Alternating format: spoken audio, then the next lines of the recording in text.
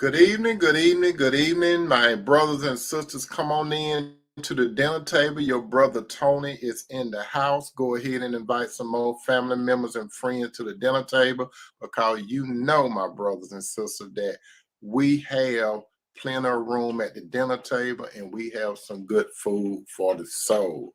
If this is your first time at the dinner table, allow me to introduce myself.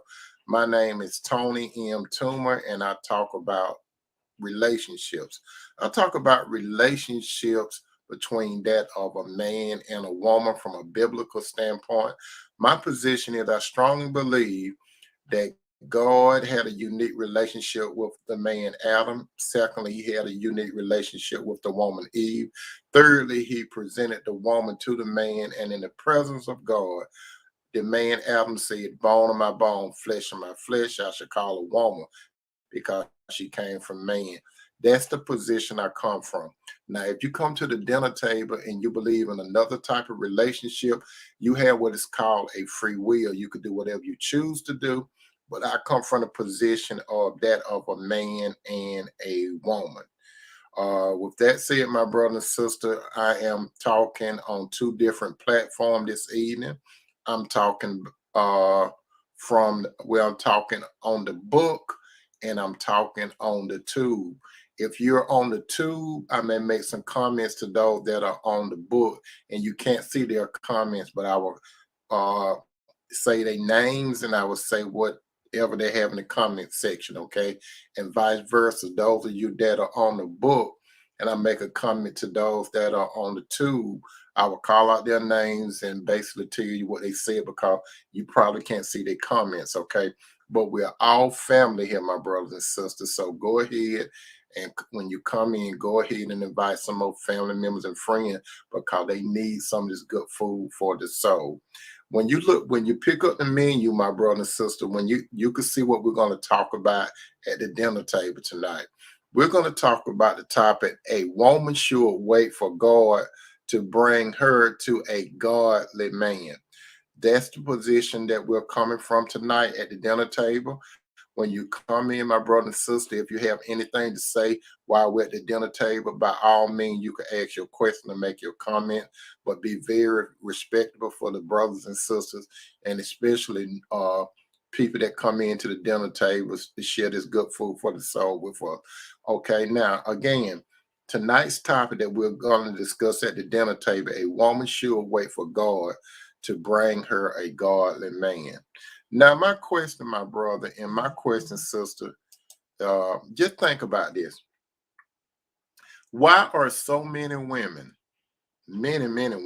how you doing, Sister Flo Hart Market? Welcome to the dinner table. Come on in, sister. Why are so many women that desire to get married, but they don't become wives?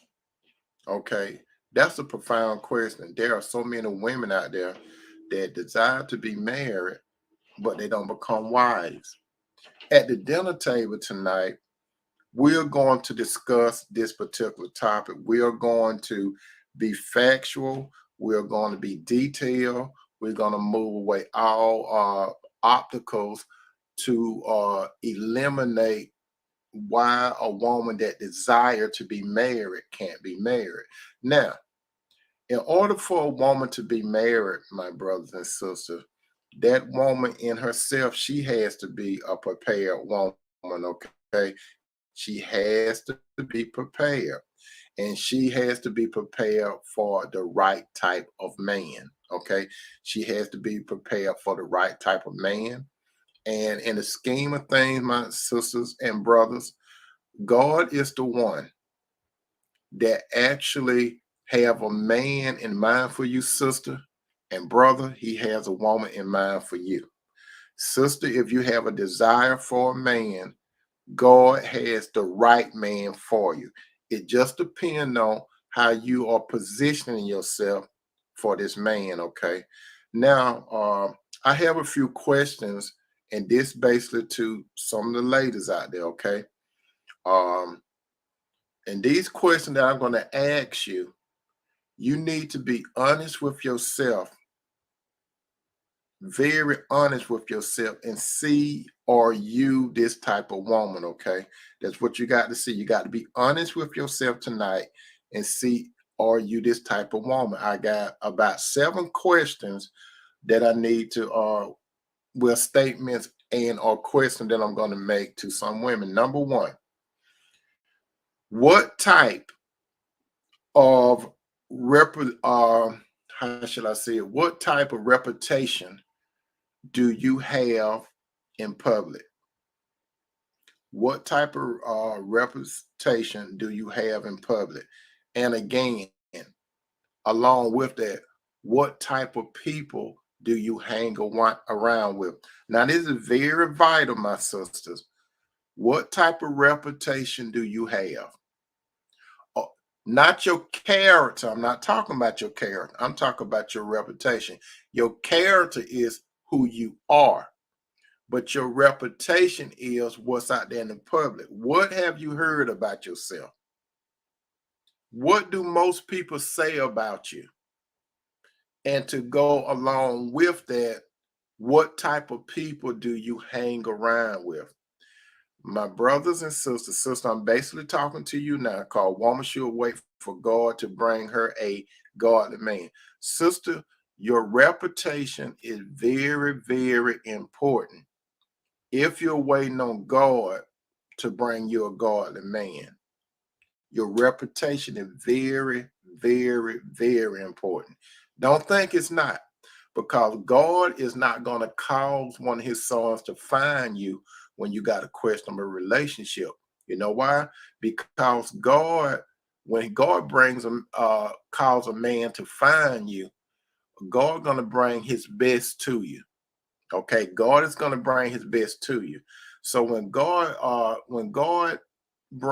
calls a man to find you, he's bringing you to the man through life circumstances and situation. He's gonna put you in a position where the man see you. Okay, so God is very strategic in how he does matchmaking, because God is the ultimate matchmaker. And God will bring you God will cause a godly man to find you. God is not going to bring you a worldly man. He's going to cause a godly man to find you. Thank you, Sister Flo. Sister Flo said, great topic. Thank you, sister. Now, your reputation is, again, what people think about you. There are some things that floating around about you, and there are some things that you have heard, sisters.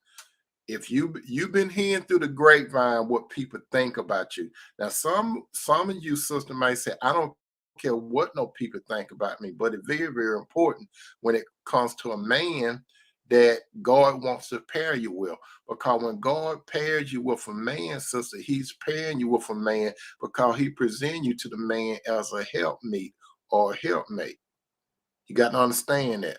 So when God brings you, and you will create, if you have a desire for a man, sister, you know that the man was not created for you, as the Bible say. No man, a man is not created for a woman, but the woman was created for a man. So if you have a desire for a man, a strong desire for a man, God can make it happen. But sister, your reputation is very vital, because your reputation is going to be attached to that man, especially a godly man that God brings to you. What you do is going to be very important, because listen to this.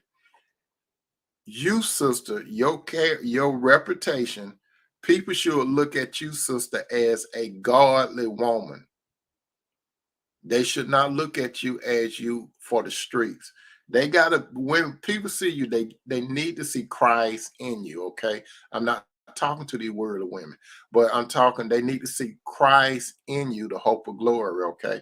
And another very important thing that goes along with your reputation, and that is, what type of people do you hang around with?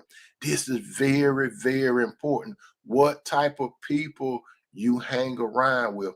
If you want God to bring you to a godly man, it is extremely important, and it's imperative what type of people you hang around with. Your family has a lot to do with it. but more so your friends. What about your friends? And you know, there's this thing out there. If you could show me 5 of your friends, I could kind of tell what type of person you is. So are your friends considered to be wise, or are your friends considered to be fools? Because you know, there's this saying, birds of a feather flock together. Let me read this to you too. There's this thing that I'm going to read in God's word. I'm going to go strictly to God's word, what I'm saying about the type of people you hang around with. We're going to go to Proverbs 13 and chapter 13, verse 20. Again, that Proverbs 13, 20. Again, Proverbs chapter 13, 20 say, he that walketh with the wise man shall be wise, but a companion of fools shall be destroyed. I'm going to read that again. He that walketh with wise man shall be wise, but a companion of fools shall be destroyed.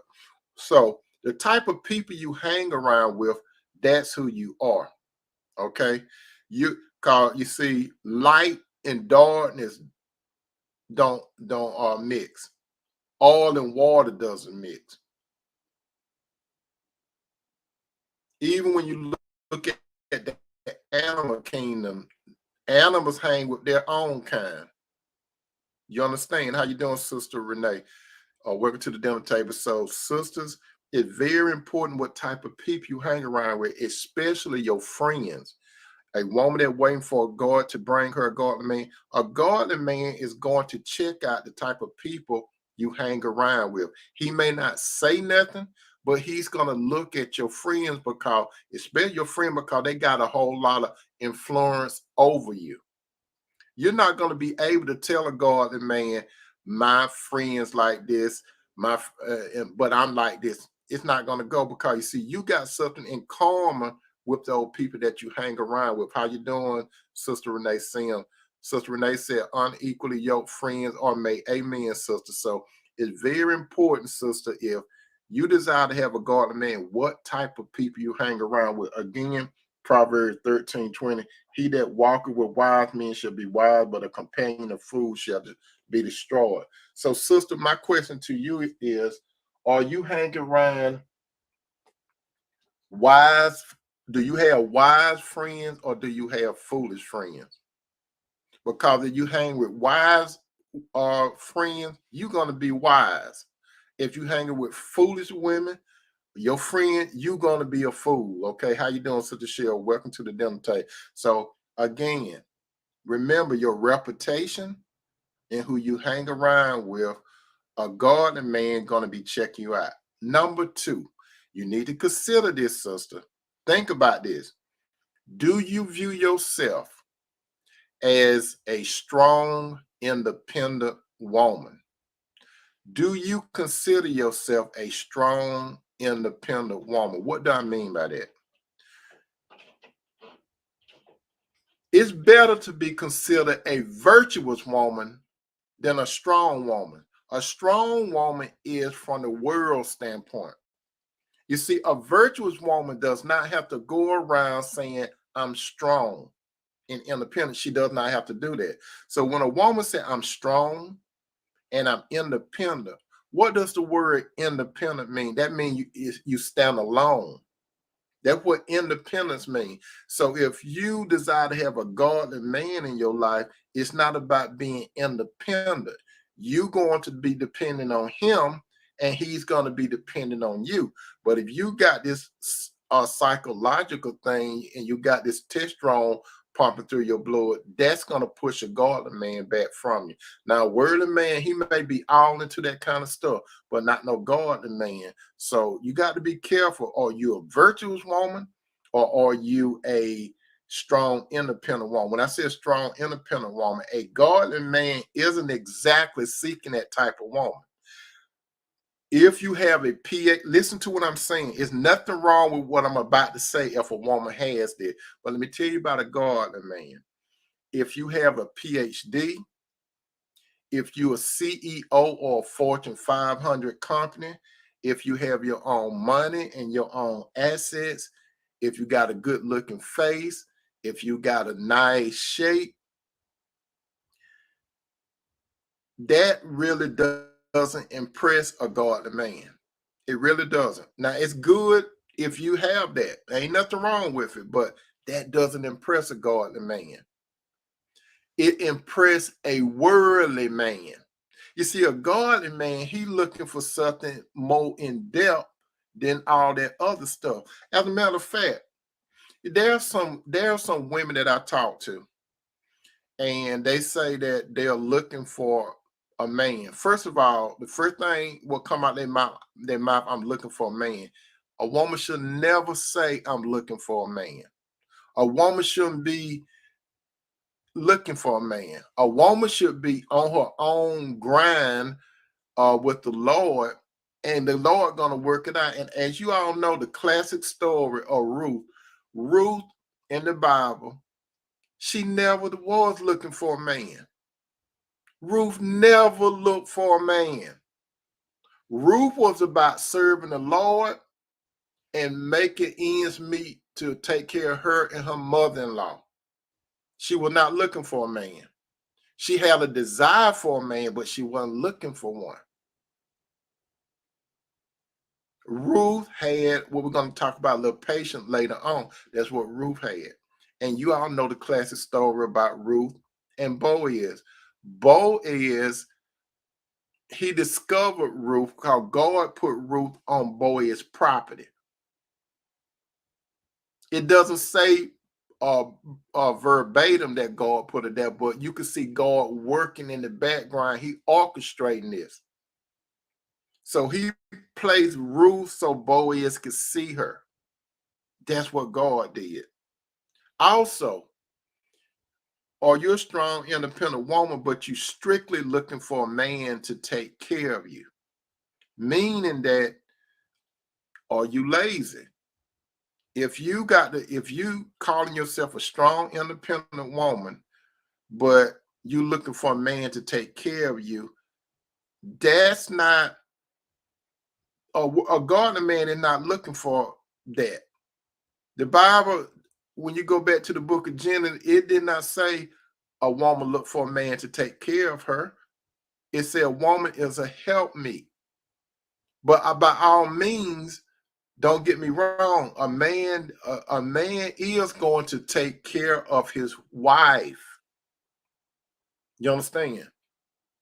That's the only women that a man should take care of is if he's married first, his wife. That's number one. Number two, if he have daughters and they living with him, okay? Number two. Number three, his mother. So it's his wife, his daughters, and his mom. If the man is not married, take care of your mom. But when you get married, your wife is promoted in the number one position as far as women go. You brothers understand. If you have a wife, brother, she get promoted above your mother. Now, if you're a single brother, take care. If you got any daughters, make sure you take care of your daughters and your mother. If you get married, make sure you take care of your your wife first, your daughters, and your mother. Okay, that's your responsibility.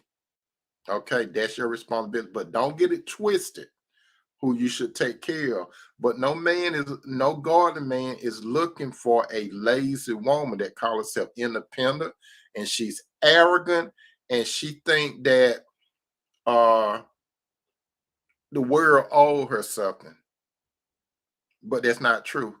Captain on that said exactly, as soon as a woman bring up my pocket or take care of me, saying I immediately get turned off. Amen. So I'm telling you, sisters, if you are a godly woman, you're not looking for a man to take care of you. It's a different when y'all married, not just discovering one another, not just dating. That man is not responsible for you, and you're not responsible for no man. He's not responsible for playing the role of a husband, and you're not responsible for playing the role of a wife. Now, when you get married, that's a whole different thing. Number 3, do you believe and practice the game called hard to get? Do you believe and practice the game called hard to get? What do I mean by that? This is a worldly strategy. The world strategy say, have a man to pursue you and run after you. That's the world. Godly men aren't going to run after women. Because see, a godly man, if he's going to run after anyone, it's going to be running after the Lord Jesus. Now, a worldly man will run after you, but godly men, they don't run after women. If a man of God run after a woman, he's going to fall. And there's 2 examples in the Bible that tell you about men running after women. And you all know the names of them. You know King Solomon, he had 1,000 women. He ran after them. Samson, he was dating different women. He ran after them, but he ran into the one called Delilah. Samson and King Solomon were godly men, but they made the wrong decision. They were running after women. That's where they fell at, running after women. They were gifted, they were anointed, but they ran after women. That's where they made their errors at. Godly men do not run after women.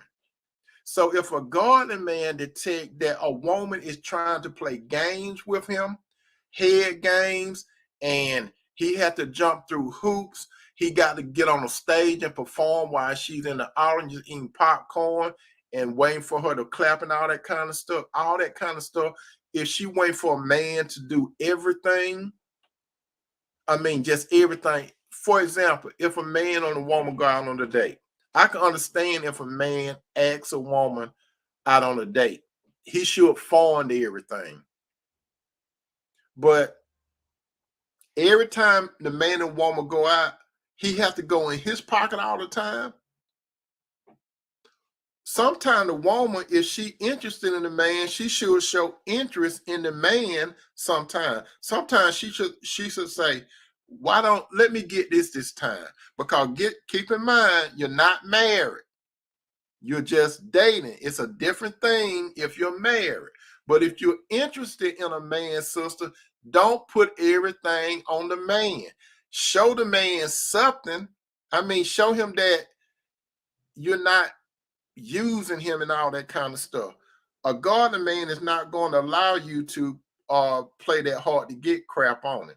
So if you're looking for somebody to jump through some fiery hoops like you in a circus and he's a lion and you got this whip and stuff, godly men don't do that. You may get a worldly man to do it, but godly men will not do it. Number 4, what type of men are you attracting to you? That's another thing. What type of men are you attracting to you? Are you attracting worldly men to you, or are you attracting godly men to you? Now, listen to what I'm saying, sister. This is free. This is free. Listen to me carefully. If you have a whole lot of men running after you, there's a problem. It's a problem. Some of you saying, Tony, I don't understand that. How can you say if I have a whole lot of men running after me, that's a problem? Listen to what I'm saying. If a whole lot of men running after you, the question is, what is it that causing them to run after you? You got to understand that. What causing a whole lot of men to run after you? What causing, if you're on social media, what causing a whole bunch of men to jump into your inbox? There's a cause and effect. What are you projecting? You are projecting something, and don't think, let me tell you something, sisters. If a whole bunch of men are not jumping in your inbox, if a whole bunch of men are not running after you, you are blessed. I'm telling you, don't think that you're not attractive. Don't think that you're not attractive. You see, if you are a daughter of God, a lot of times, worldly men, they're trying to figure you out. They're trying to figure you out because you are in the world, sister, but you're not of the world. You got to understand that. When Jesus saved your life and washed you in his blood, he pulled you out of this world system. But then he placed you back in. You're in the world, but you don't follow the course of the world. You got that? You don't follow the course of the world. So, sister, you're blessed. I'm telling you. Just because a whole bunch of men don't be hollering at you and all that kind of stuff, you're blessed. Don't think you're unattracted. Now, tonight, some of you sisters, you've been thinking, what's wrong with me? Why no men don't run after me? You don't want no man to run after you. A worldly man, yeah, they'll run after you. A godly man, not going to run after you. Because you know why a godly man is not going to run after you? Because of the principle of a man that findeth a wife, findeth a good thing, and obtain favor from God. God will bring you to a godly man. You understand that? God gonna bring you to a godly man. So that's right, Sister Flo. Sister Flo said we're blessed, and Sister Renee said, teach. Thank you, sister. But understand this. It's not that you're not attracted. And let me tell you something, you godly women. A lot of time you intimidate worldly men. You intimidate them. Listen to what I'm saying. You intimidate them how you talk. You intimidate them how you move. Because you got to understand this. Men are what? Visual. Men are visual. Men are visual. Men are visual. How you project yourself. Before you say anything out of your mouth, sister, men look at your attire, how you dress. That's the first thing men, that's all they could go by. They don't know you. The first thing men go by, how you look, how you shape, but more so your dress. Your dress tells a man a whole bunch about you. Because men know, you think this, men know, and some of you sisters, I hope that you know, men know why they do what they do. Men know when a man approach you, how does he approach you? What type of aura are you projecting how a man approach you? If a man approach you, sister, and I have always said this, if a man approach you and say something like, hey, sexy and baby and stuff like that, you're not his baby. You're not his sweetheart. You're not sexy. Because sexy, sisters, and I have always said this, and some of you, this may be your first time listening to this, the word sexy is not a compliment. It's degrading. It's very degrading. When a man tell you that you're sexy, he's thinking about take the Y off of the sexy. I know I'm a man. I listen to men when y'all don't be listening. Men know, I put it this way, and some of you have heard me say that before.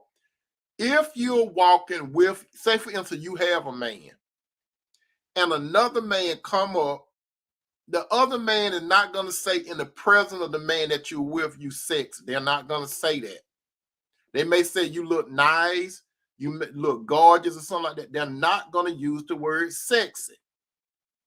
How you doing, so Teresa? Welcome to the dinner table. But they will say you sexy if you're not around no other man or you around other women. They will say you sexy then, but they're not going to say it with a man right there. They're not going to do it because men know why they use the word sexy. So it's not a compliment.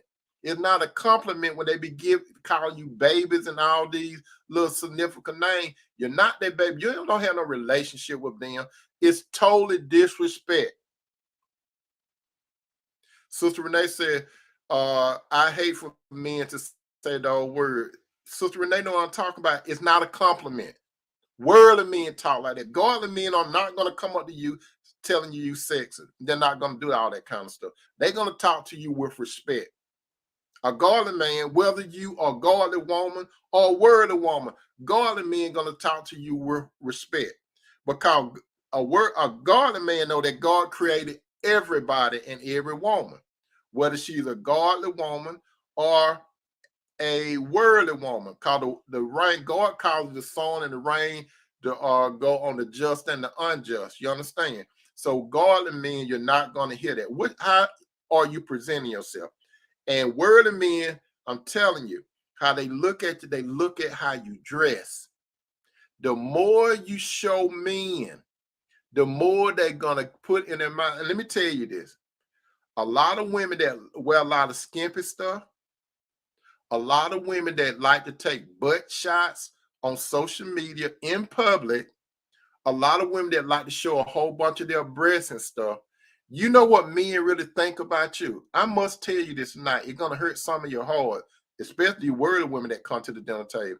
They thinking you a 304. That's what they thinking you are. They think you're a 304. They thinking you're a garden tool, but you're not a shevel. So what garden tool am I talking about? That's what they think you are. They might not say it, but that's what they think. Because a lot of times when how a woman projects herself, how she dressed, cause a woman more than likely, she know how she look at herself in the mirror before she go out in public. She look at herself in the mirror before she post pictures on social media and all that kind of stuff. She knows. So these wolves, they come after you with glowing compliments. They will call you stuff like queens and beautiful and stuff like that, but they don't mean it. They're trying to gas your head up.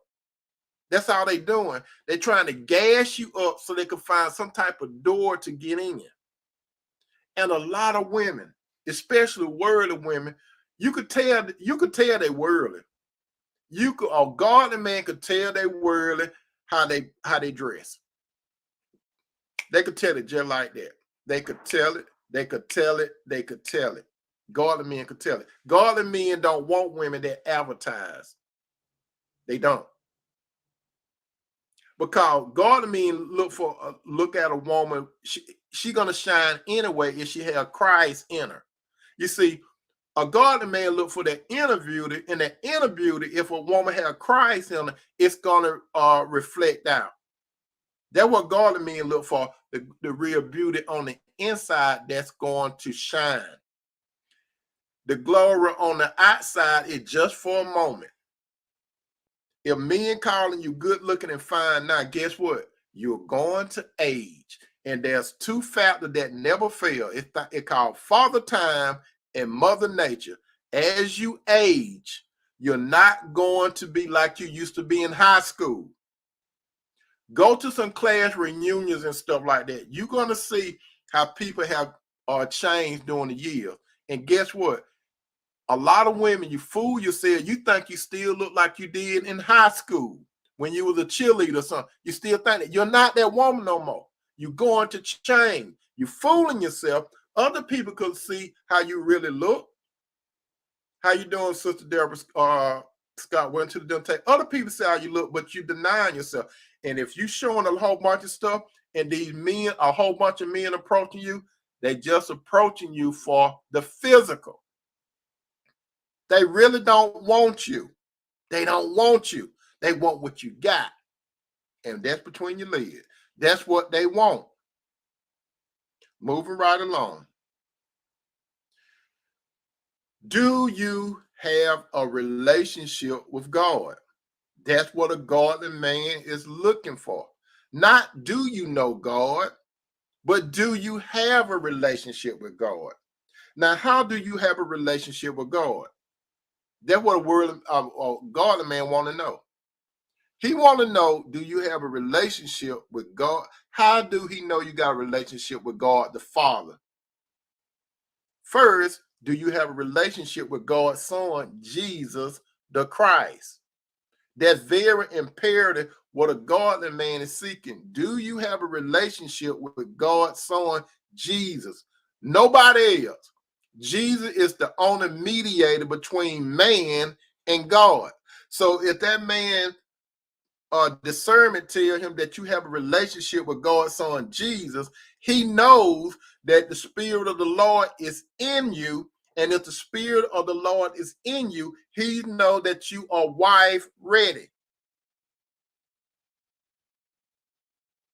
That's very imperative.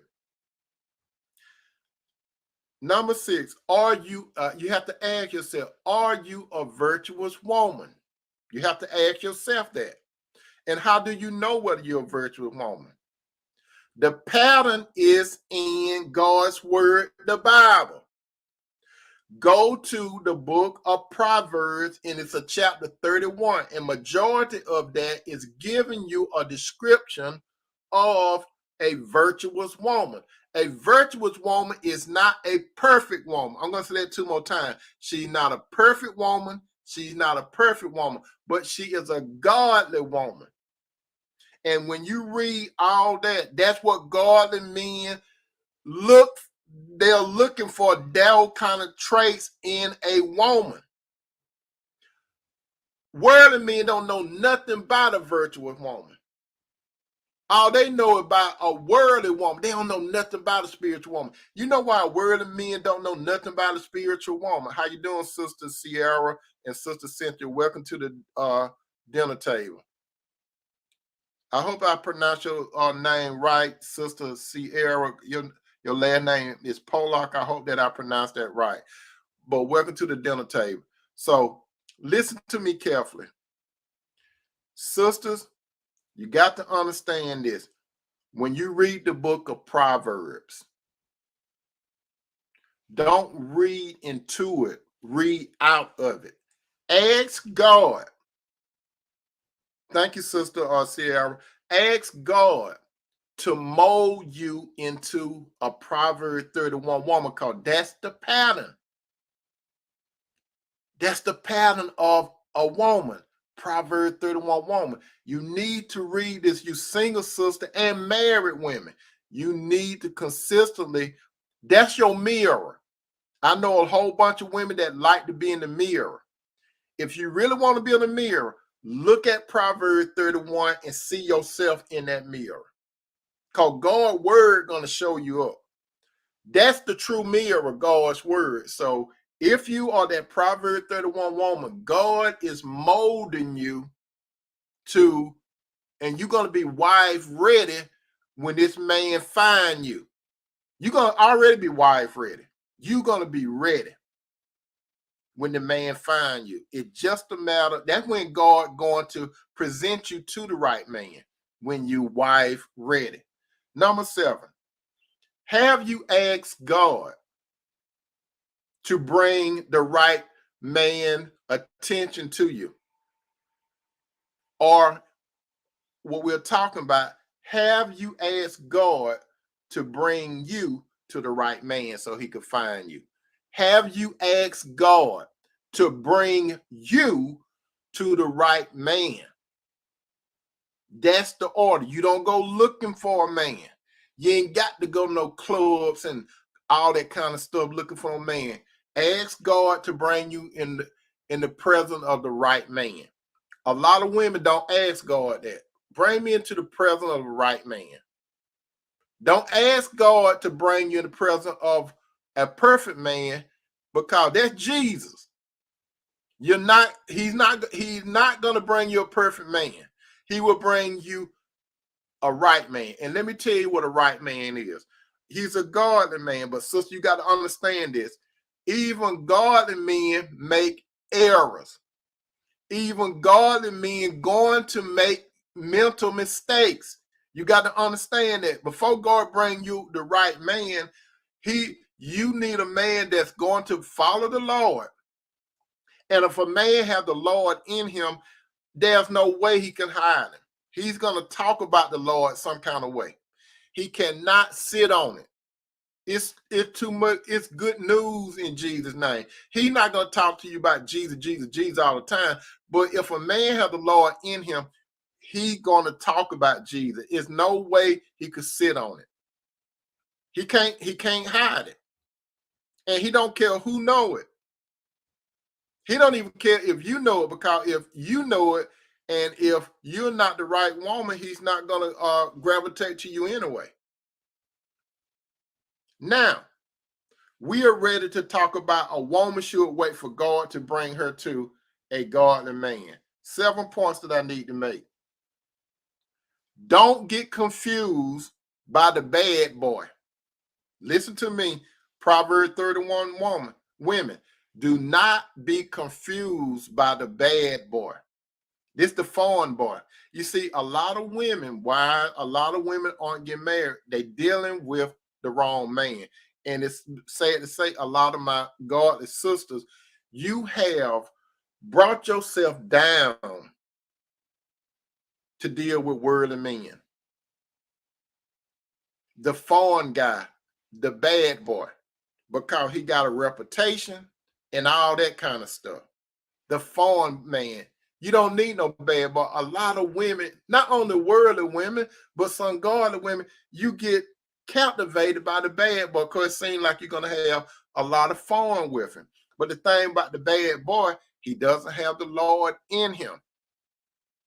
The bad boy, my sister, he's not going to say nothing about Jesus. He's not going to say anything about Jesus. You may go to worship, he might go to worship with you, but his heart is not there. He just going just for you. He ain't got nothing to do with Jesus. He don't even talk to you about Jesus. Even if you're about to sit, you can make him a meal and you sit down, he ready to eat. He take you to a restaurant and he sit down. He ain't think about Jesus, period. Time he sit down, he start eating. He don't even wait till you start eating. Sometimes when you're in a restaurant, he go ahead and order his food first, instead of waiting for you to order your food. When you go to a restaurant, he don't care nothing about your protection. Just long as we sit down. He don't care if his back to the door. He don't care nothing about you. You out there walking on the street. He don't care whether you're on the inside of the curb. He don't care. When you get out of the car, he won't even come around to the door, your door, and open the door for you. Some women ain't so used to that. A man open up the door for them to get out the car. Let me tell you something. Let me tell you what some women do. Let me tell you what some women do. If a pack of women walking by, and sister, you in the car with a man, listen to what I'm saying. If you ever be in this situation, if you in a car with a man, and that man get out the car, and a group of women walking by, or even some men, you open the door for that woman. That's going to impress those other women. That's going to impress them. Because those women that it's impressed, majority of them don't even be treated that way. And some simple stuff. If you about to approach a door going into an establishment, sister, if I were you, I wouldn't even reach for the door. I wouldn't reach for the door. You could tell something about a man, he should open the door for you. Just stand there and see what he's going to do. And it's going to take you a short period of time. If this man don't even open the door for you, they're going to tell you a lot about what's going on in that man. That is a me, myself, and I type of individual. He doesn't care nothing about you. So don't get confused about the bad boy that like to have fun. He like to have fun. Just listen to what he's talking about. He's not going to talk about Jesus too much. He's going to talk about how good it'll be holding you and kissing you and all that kind of stuff. He could talk about that kind of stuff. He don't want to talk about Jesus. Number 2, don't get confused about how much money a man has in his possession. Don't get confused by that. If you all understand this, if you remember this, Jesus was tempted by Satan. Satan offered Jesus the world. That did not impress Jesus. Did not Jesus say it about, and I'm paraphrasing it, Jesus said, don't focus on these things on the world, the earth. Don't be gathering all that stuff where moths could eat it up or thieves could come in and rob. Jesus said, don't focus on that. He said, focus on heaven. Because Jesus said, where your treasure is, that's where your heart going to be. So if you treasure that man making a whole bunch of money, that man got all these possessions, guess what? It can go just like that. If you don't, it's so many cases, my brother and sister, where people have a whole bunch of stuff and they lose it like that. Don't get caught up in the stuff, that superficial stuff. It's good if a man has some money. It's good if a man has possession. But guess what? It's not his. Because when he dies, who's it going to be? It's not his. He's just a steward of those things. You got to understand, don't get confused by his stuff. That's his stuff. A godly man is not going to come to you talking about how much money he got. He's not going to come to you trying to impress you with possessions and all that kind of stuff. He's not going to do it. A godly man is not going to do it. A godly man would like for you to know what's about him.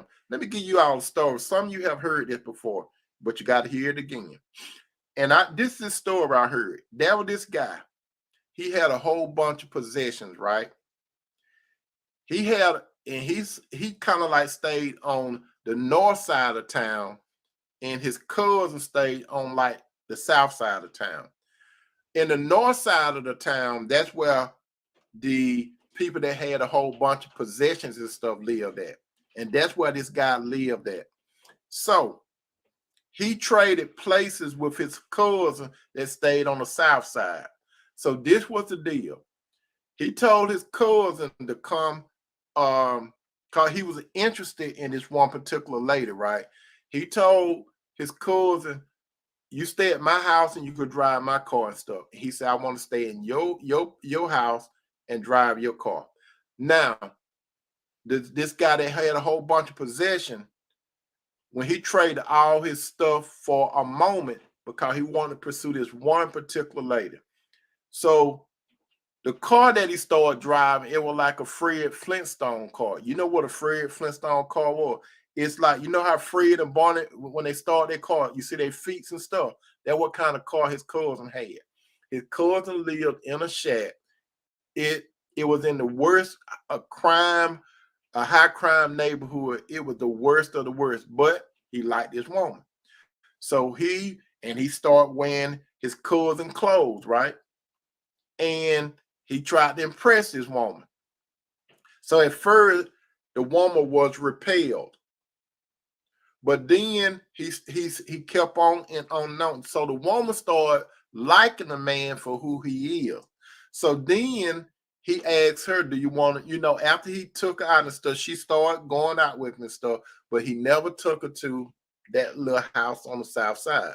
So he finally said, do you want to go to where I live? He didn't say my house. He said, you want to go to where I live? Well, he said, no, where I'm living, present tense, where I'm living. So she got in the car and she noticed the Fred Flintstone flows, okay?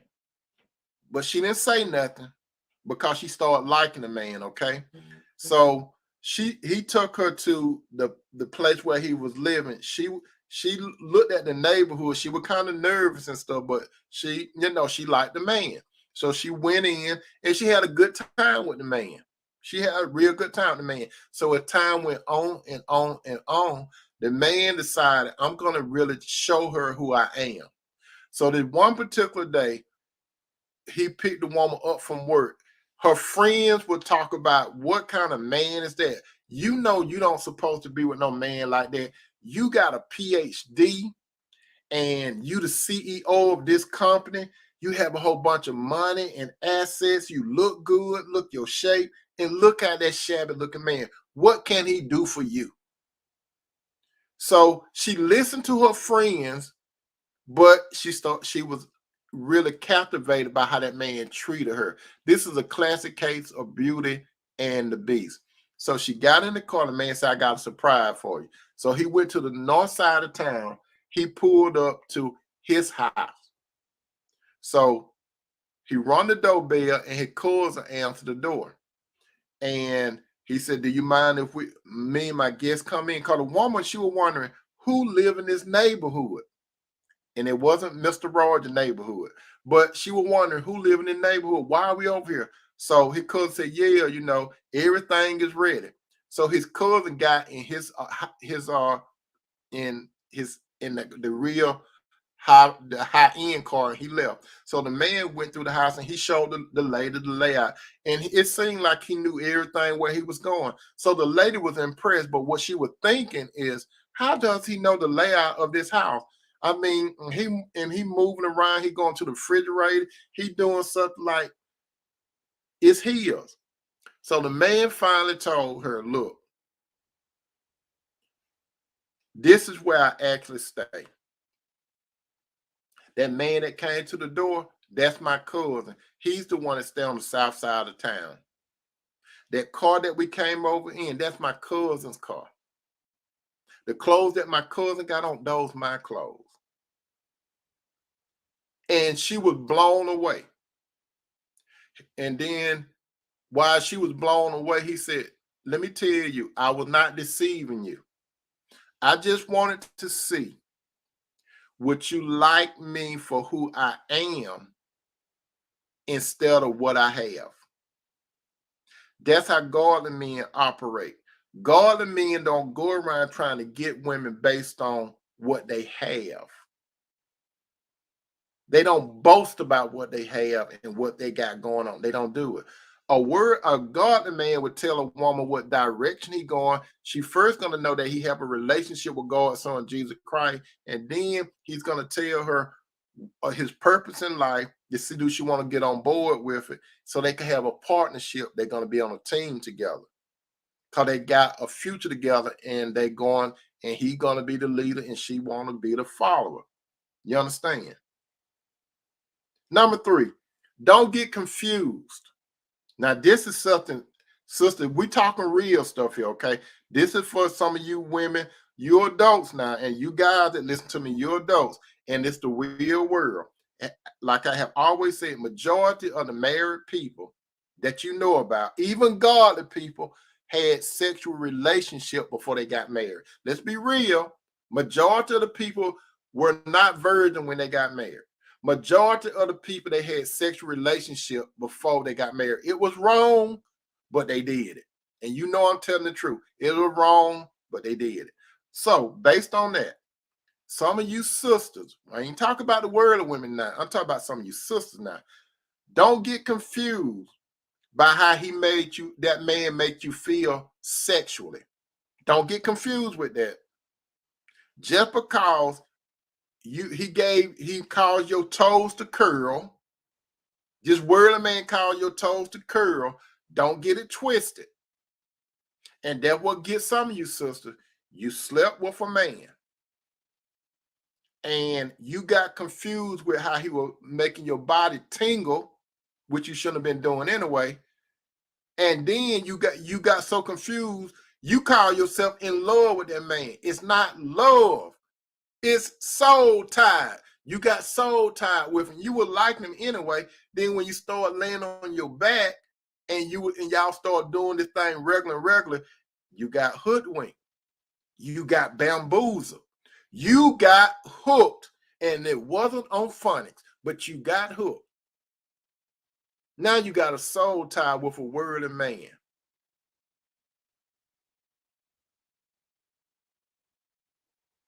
Don't get confused. And in order to break that soul tie with a worldly man, you need God's son Jesus. You got to tell Jesus, if you want the right man to find you, you got to get those shackles off your feet. You all remember that song back in the day called "Shackles on My Feet"? You need Jesus to get those shackles off your feet. because you soul tied, because you had sexual relation with that worldly man, and you need to get it broken. You need to get it broken, and you need to get prepared, cleansed for the right man, and more, the godly man. And more so, sister, listen to this. A lot of godly men, they've been sleeping with women too before you, and what they were doing was wrong. So just because God bring a godly man to you, that doesn't mean that he didn't have a past. Or he might be doing some stuff now, and he's a godly man. The Bible have stories about godly men that do wrong things, but that didn't take away from them in God. They're not perfect. And I'm not making no, how shall I say it? I'm not endorsing the behavior, but it's real. It's real. So ask the Lord to deliver you from that soul tie. You got to be straight to the Lord. You got to say something like, look, Lord, I've been doing wrong. I've been fornicating with this other man, and I know I was wrong. Call it what it is. Don't go to Jesus saying, I've been making Lord, it wasn't no Lord. Jesus ain't no play that. Don't go to Jesus, sister, telling him that you've been making Lord with this word of man and you sorry. It ain't love. It's fornication. Tell Jesus you have been having fornication experience, and tell Jesus that you hooked. Tell Jesus, I need you to deliver me. Sister Sierra said, this is such a valuable information, breaking the soul tie. Thank you, sister. You need to tell Jesus, I'm hooked. I'm trapped. I'm in prison. Every time this man called me, I have to get on my back. Every time this man texts me, I get a tingle.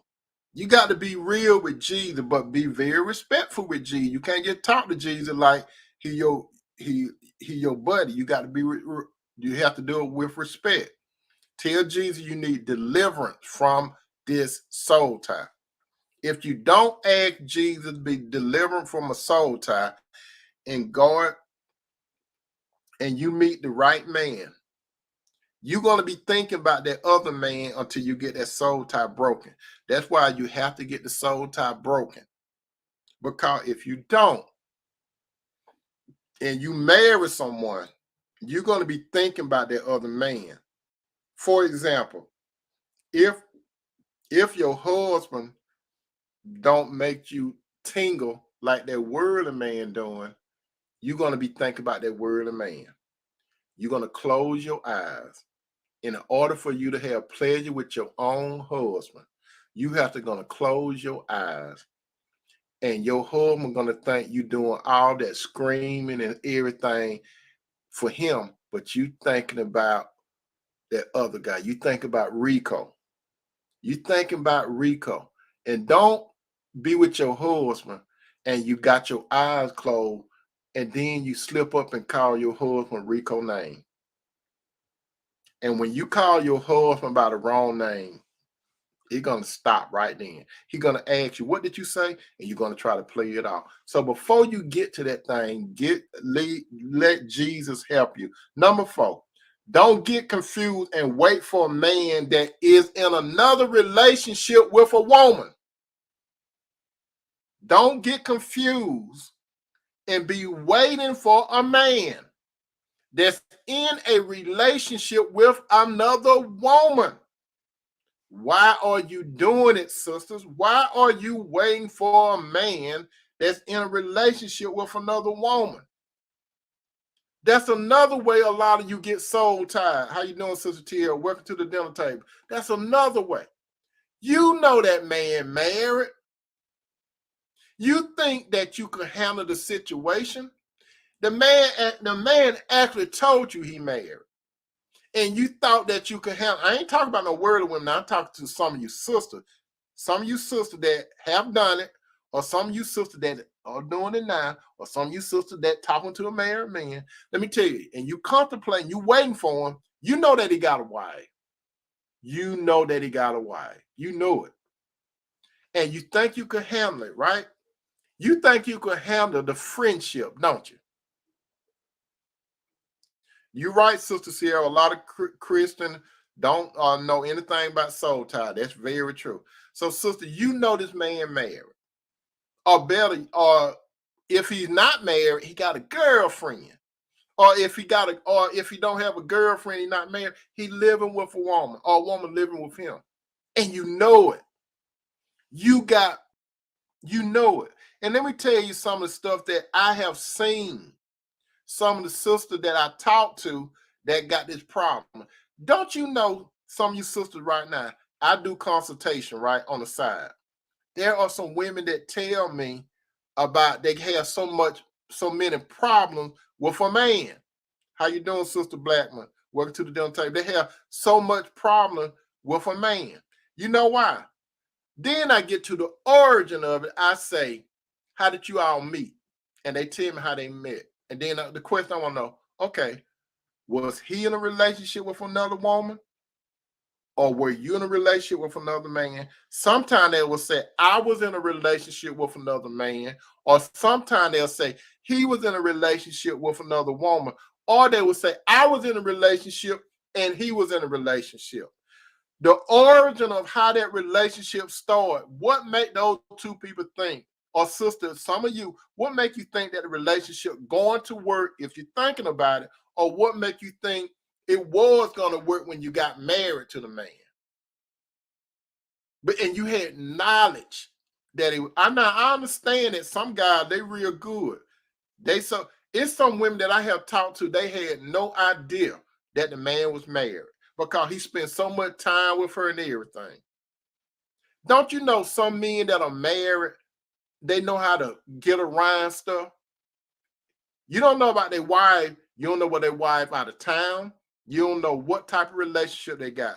And a lot of time, a lot of them, the men that have women or wife, most of the time they're going to lie to you. You got to understand it. Most of the time they're going to lie to you. Most of the time they're going to lie to you. Most of the time they're going to lie to you. It's not you who they want. It's what you got. And it's on your back. It ain't because you cute. It ain't because you walk with a wiggle. It's because of what you got between your legs. Don't you sisters know? Don't you know that a man, how you doing, Sister Jack? Work to the dump tank. Don't you know that a man can have sex with a woman, and a lot of time he don't feel attached to the woman. It's pure physical. Now, if he keep touching the woman, or if he keep touching you, he's going to eventually start getting some feeling for you. But initially, he doesn't have too much feeling for you. The only thing he feel is that ejaculation. That's the only thing he feel. His ultimate goal is to get that ejaculation. It ain't about you climaxing.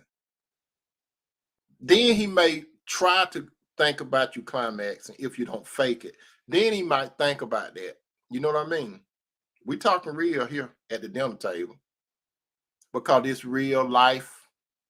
It's real life, so we must talk about it, okay? So some of you sisters, you know that the man with another woman. What make you think that you are an exception to the rule? Let me tell you how this story is going to play out. You get married to him. You think that he's not going to see another woman. That's what you're thinking because you think you're an exception to the rule, but you knew he had a wife. So y'all get married. And everything is hunky-dory for a while, right? Even though you think you got a good marriage, he's going to see another woman. Eventually, he's going to see another woman, and the same thing he did with you, he's going to do with that other woman. Now, you're going to be a goody-goody wife because everything he told you about his wife or that woman he was staying with, you knew how to modify your behavior so you wouldn't do that. So you were thinking that if I didn't do what his wife used to do or did do, or his girlfriend or the woman he was staying with, if I don't do what they were doing, he won't do me that way. But as time go by, this is what's going to happen. He's going to start seeing a woman or women or you gonna start seeing a man or men. Because when you find out that he's tipping out on you, you're gonna get pissed off. And then you're gonna think he did you wrong. But you didn't think about when he was married to the other woman. You didn't think about when he was living with the other woman. You didn't think about his girlfriend. You thought that you were an exception to the rule. God does not bless mess. And you think God gonna bless that relationship? No, he's not. That relationship just like a car that's empty of gas and it driving on fumes. On I-75 in Atlanta, Georgia, you're gonna get stuck in the traffic and you're gonna be panicking, trying to get to a gas station. You're gonna be wondering what holding up the traffic, why the traffic ain't moving. Then you're gonna be looking at your gas hand and it's gonna be on that red, and you're gonna start sweating and panicking, and your car might really go out of gas. That's right, Sister Renee, doomed from the beginning. And that's what I hear from a lot of women. They don't want to admit it. They don't want to take responsibilities. They don't want to be accountable because they had knowledge that they may have another woman. Don't do it. Don't do it. You're not no exception to the rule. Okay, prove me wrong. Prove me wrong. And when it happened to you, you're going to remember this conversation at the dinner table. You're going to say, well, Tony was talking and he was talking crazy, but I was thinking, it ain't no happen to me. I'm too smart for that. Don't you know there's nothing new under the sun? That's what it say in the book of Ecclesiastes. There's nothing new under the sun when it comes to human pattern and behavior. Nothing new. Moving right along. Number 5. Sister, you need to delight in the Lord, and he will give you the desires of your heart. Psalms 37:4, Psalm 37:4, Psalm 37:4, Psalm 37:4. You have to be focused on the Lord. Jesus Christ. You got to be focused. You got to be focused. You got to be focused. You got to be focused. You got to be focused on Jesus above anybody or anything. Jesus said, and he made a broad statement. He said that you can't do nothing without me. He said that I'm the vine and ye are the branches. You can't do nothing without me. You have to be focused on the Lord. That's the most important relationship, sister and brother, that you have to focus on. Because you're going to deal with Jesus now, or you're going to deal with him later. You don't want to deal with Jesus later. You don't want to deal with Jesus later. You got to deal with him now. You don't know, sister or brother, you don't know your time. You don't have to have a wreck to go out this world. You don't have to be sick to go out this world.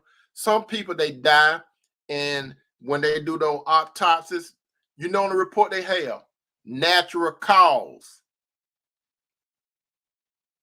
You can't outsmart God, brothers and sisters. You can't outsmart God. You don't know your time.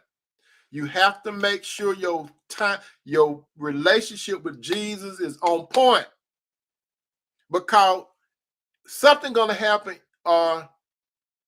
in the future. It's called eternity. You're gonna eternity have a relationship with Jesus, and you're gonna be in a state of bliss, or you're going to be without Jesus, and you're gonna have a whole bunch of blister because you're gonna be busting hell wide open. So you got a choice. Secure your relationship with Jesus first. Keep your relationship with Jesus first. That means delight in the Lord, and he will give you the desires of your heart. Sister, if you have a desire for a man, the Lord going to bring it to pass. Stop looking at how old you are. You might be advancing age, but you don't know how many days the Lord going to add to you. A lot of people get married when they get older. They do. It just depends on the Lord's time. That's why it's best that you have a relationship with the Lord in your youth. That's why it's best to have a relationship with the Lord now. Now, if the Lord give you the desire of your heart, meaning a good husband, you don't stop right there. You don't say, okay, Jesus gave me a husband. Now I could relax and focus on my husband. You got to focus on Jesus first, then your husband, before anybody else. Sister, when the Lord calls a good man to find you, you got to understand priority. Priority is the Lord first, your husband second. Even if you have children, before you get married, your children, that husband get promoted before your children. I know they're going to hurt some of you sisters. The man, your husband, he get promoted over your children. I'm not saying deny your children, but you had those children before the man came into your life. As a matter of fact, he probably got some. But the man needs to understand, you brother, if you have children before you married this woman and you married the woman, those children, your wife get elevated over your mama, brothers, and your children, brother. She get promoted to second place after Jesus himself. Understand priority. That's right, Sister Renee. That's biblical order. If you can't do the order, you doomed. You are doomed. Number 6, be patient. Do you. Do you, sister. Be patient and do you. What do I mean by that? What did Ruth do? Ruth was patient. Ruth went through some hard times. The Bible does not say how long it took for Boaz to find her. As you all know, Ruth was married before she met Boaz. Did you all know that? Ruth was married before she met Boaz. Ruth's husband died. So by Ruth being married, that tells you that she was familiar with having a relationship with a man. And Ruth still had a desire for a man. Her husband had died. So some of you sisters, your man may have died. Or some of you sisters, you may have came out of a bad relationship. It's dead. But do you be patient. Don't rush it. I know you think you tired of being at home on Friday night, eating that ice cream, looking at what it is. Now the young, the recipe out by then, but looking at Lifetime and all that kind of stuff with your ice cream and stuff, and then you seeing those scenes and you just know what's gonna happen, and then you getting that tissue and you crying with your ice cream on Friday night. And then at the end, you feel so good for them. And then at the end, you say, why my life can't be like that? Why they got to be happy? But you forgot. You looked at the program for 2 hours and they got together. What you don't realize is it was a thing called lights, camera, action. It was just for entertainment. But you want the real thing. Be patient. Do you. Take something from Ruth. Ruth did her. Ruth was patient. Ruth was about taking care of her mother-in-law.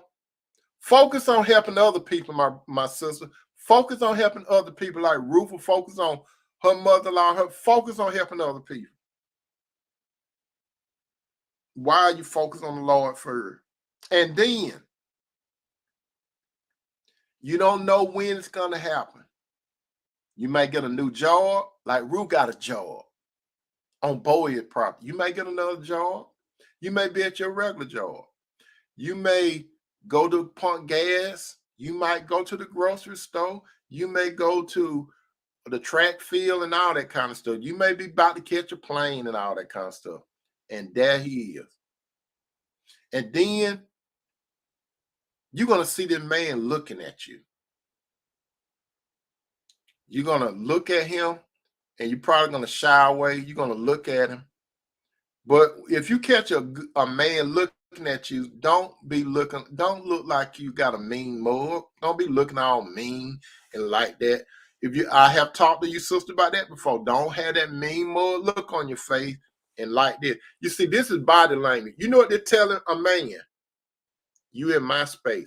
You know when you're doing it, that mean more. That mean don't bother me. Don't bother me. Let me tell you this. Let me tell you this. What I have found out, there are some very attractive looking Christian women. Very attractive. So you guys that y'all into the look, the woman look and her shape, there are some beautiful women that got beautiful faces and they got a nice shape. But they Christian first, right? And then when you talk to them, they just be talking. You know why they be talking? Because those worldly men, they were scared to approach them. They looked at them like they was stuck up and stuff like that. Because some of the women, they'll say, men tell me that I'm stuck up and stuff. When you talk to some of these real attractive women, a lot of attractive women, they're not snobbish. A lot of attractive women say, you know, I don't go out on dates. They just waiting. Because you see, worldly men, they get intimidated by these type of women. That's what you sisters are. They will get intimidated. That's why I told you earlier, don't feel bad when a whole bunch of men don't run after you and knock on your door. They intimidated by you. They intimidated because they see that aura of Christ in you, and that aura of Christ saying, go somewhere else. They can't deal with it. Especially if you say something about Jesus, if they would think about putting you on your back and you start talking about Jesus, in their mind, I can't. I got to come with another game plan. I can't get her like I used to get those other ones. How you doing, Youre Hall? How you doing? Welcome to the dinner table. That's what they're going to be doing. So listen to me, sisters. Listen. You intimidate worldly men. They see something, but they don't understand it. They see the Christ in you, the hope of glory. And like I said, a lot of those real attractive women, when you talk to them and then they say, men say, I'm stuck up and unsocial and stuff, y'all don't be stuck up and not unsocial. Y'all just how you talk, how you walk, how you present yourself, how you dress. They know you ain't no 304. They know you ain't no going to. They know they can't just come up to you and say you sex and all that crazy stuff. They know they got to come correct. And most of them don't know how to come correct. They used to a typical format that's been working on all women, but not you. And then you may not you may not look glamorous. You may not have that 36, 24, 36, with a winning hand. You may not be that. How you doing, Lionel Rich in the Commodore? You may not have that. But you still okay. But you got a beautiful heart too, like those other the real attractive women. You got an attractive heart too, because the Lord look at the heart, not at the outside. So God and men look on the inside. Let me tell you something. There are some people that it could be a attractive looking man, right? He could be very attractive, and then he might be with a woman that may have about 3 or 4 stomachs and got a little cellulite here and there. And then some people will say, what does he see in her? Even some women that they thinking, what does he see in her? He see Christ in her. Yes, she don't look that attractive, but he see Christ in her. He know that woman will walk by him. That's why he walked proudly with that woman. Because he loved who that woman is on the inside, not on the shine on the outside, her body, because the real woman was on the inside of the body. Because remember, we're made out of spirit, soul, and body. So that what captivated the man, what was on the inside of the woman. So, sister, it's more important on your beauty on the inside than the out. Even Proverbs talk about that. It's talk about beauty fadeth away. That outward stuff is going to fade away. Sister, as you get older, you look in the mirror and you still be putting all that makeup on. You still be putting on, ain't nothing wrong with makeup. Don't get me wrong. You're gonna be keep putting on that makeup, putting on the makeup, and doing stuff to your hair and stuff. But guess what? You're gonna take that makeup off. You're gonna take your wig off. You're gonna take your eyelashes off, and that's who you are on the outside. That's the real you on the outside. Now, let me tell you this: if you have a wig, if you have eyelashes, but if you have eyelashes, sister, don't get no eyelashes that go all up here now. You know, it ain't nothing wrong with you glamorizing something, nothing wrong with it. When you have on makeup, have the makeup on where it enhance you, not make you look like you Bozo or Ronald McDonald in a circus. But if you have makeup, nothing wrong with makeup. Nothing wrong with it. When you be around when you get married, look presentable around your husband. Don't let yourself go when you get married. Don't say I can't do it now. I can't do it now. I got him, and I ain't got to do nothing else. I'm a grandmama, so I'm gonna look like me.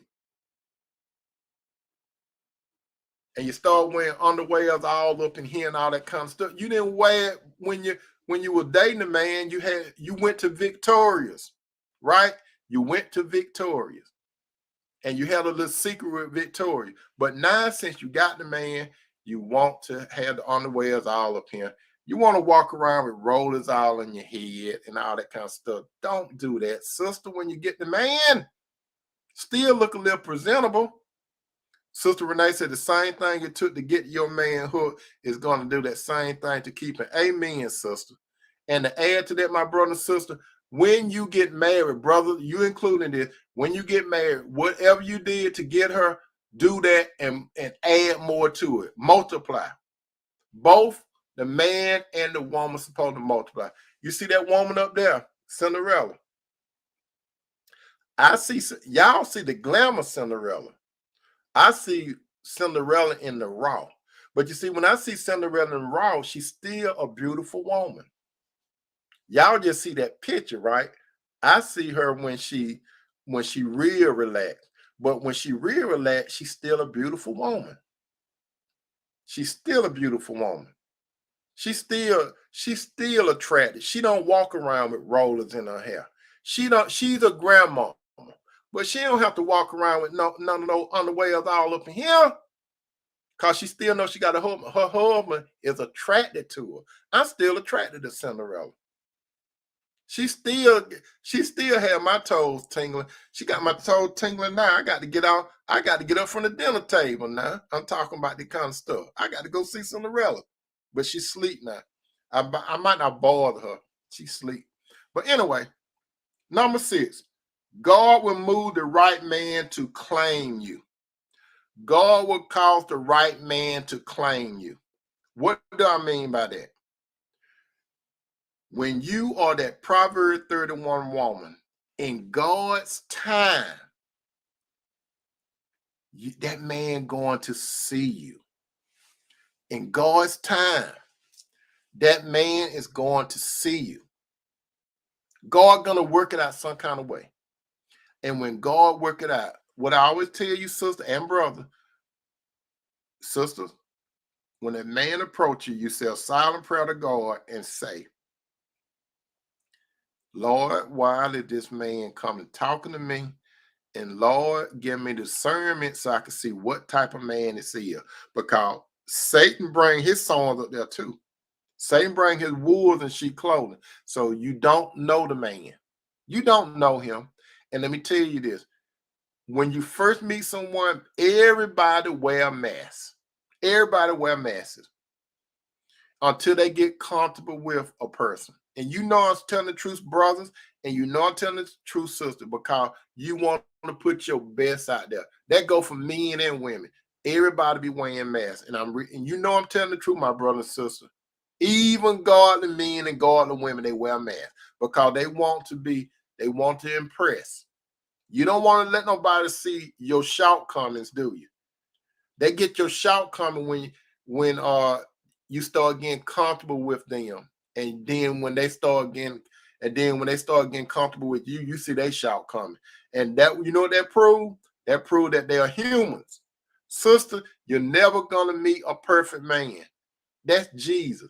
For some of you sisters that said you married to Jesus, okay, you married to Jesus, right? You married to Jesus. Jesus actually walking around here in the flesh, and you married to Jesus, right? Jesus is up in heaven. Now his spirit could be in the man, and Jesus could love you through the man. Because Jesus put his spirit in the right man, and his spirit dictate to the man's soul, and the man's soul dictate to his body to communicate with you. That's how Jesus loved you. Jesus loved you through the right man, not the perfect man. So sisters, whatever you got, whatever you talk to your girlfriends about, or your family, your mom and all that kind of stuff, what kind of man need to have, the first thing he need to have is Jesus. And then once he have Jesus, everything's supposed to be in place. Because Jesus is not going to bring no man in position to talk to you that doesn't have himself together. Jesus not going to bring a man in your way that don't have it together. Let me tell you this, brother, sidebar. Brother, if you don't have yourself together and you desire a woman, get yourself together in order first before you think about a woman. Don't be half-stepping when it comes to a woman. Brother, have your relationship with the Lord. Have somewhere to stay by yourself. Take care of business. Have a job. Have your own business. Be prepared to be a leader, a spiritual leader to a woman. Be prepared to provide for a woman. Be prepared to protect the woman. And above all, brother, be prepared to love her to your death. You need to love a woman to the point where you will bite the bullet for her. You would that's how you got to love her. Just like Christ loved the church and gave himself for the church, you got to love your wife to that capacity. If you can't see yourself dying for your wife, you're not even ready to get married. You got to see yourself, I would die for her. Not foolishly, but I would die for her. If you can't see yourself dying for your woman, you ain't ready for no woman. Because you're supposed to pattern yourself after Christ. Christ died for the church. So the church represents the wife. Christ represents the husband. So, brother, look at Christ. Christ is the model for how a man's supposed to treat a wife. Your wife's brother is your little sheep. And you the little shepherd. You ain't the big shepherd. That's you supposed to tend to your little sheep. Bad. You supposed to tend to your sheep. I hope you, brother and sister, got something out of this tonight. If you have any question or comment, put weight down there in the comment section. We will address it. If you don't have no comments or no question and you don't put the word weight down there, I know that it's time for you all to get you a dinner place and get ready to move on and share with other family members and friends, my brother and sister, okay? I enjoyed being with you all tonight. You all have a good night, my brother and sister. Thank you so much for being here. You could have been doing something there, but thank you so much. And if the Lord will, I will see you at the dinner table tomorrow night, okay? I love you, brothers. I love you, sister. Peace out.